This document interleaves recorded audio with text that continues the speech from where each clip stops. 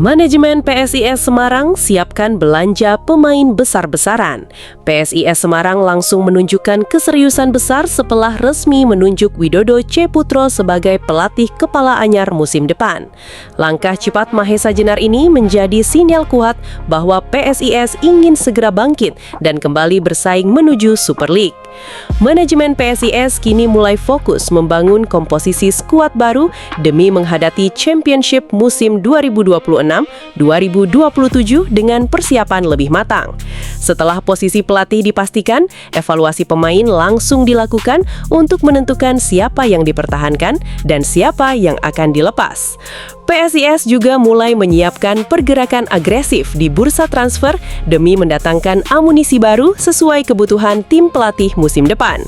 COO PSIS Semarang, Faris Julinar, memastikan manajemen ingin bergerak lebih cepat dibanding musim sebelumnya demi hasil lebih maksimal.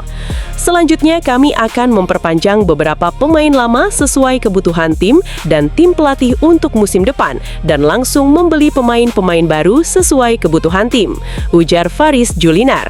Pernyataan tersebut langsung memunculkan optimisme besar di kalangan supporter Mahesa Jenar yang menantikan kebangkitan tim kesayangan mereka.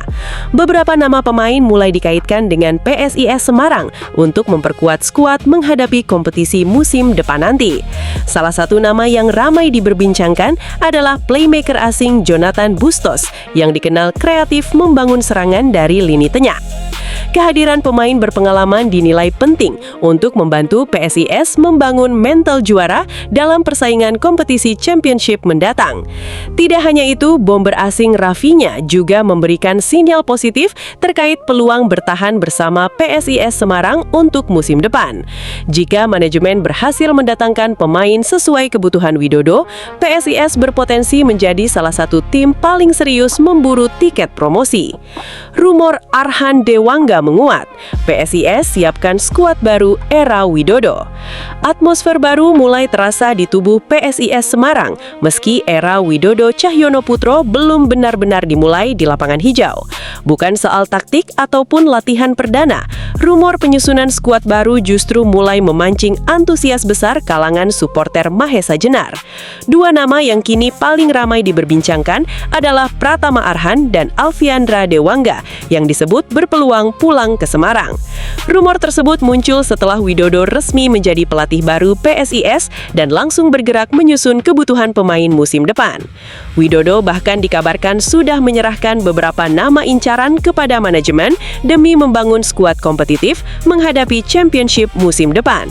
Situasi itu memunculkan harapan bahwa proyek baru PSIS bukan sekadar membentuk tim kuat, tetapi juga menghidupkan kembali identitas Mahesa Jenar.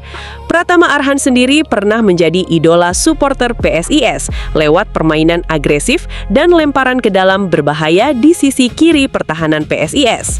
Sementara Alfiandra Dewangga berkembang menjadi pemain serba bisa yang sukses menembus level timnas Indonesia bersama performa konsisten selama beberapa musim terakhir.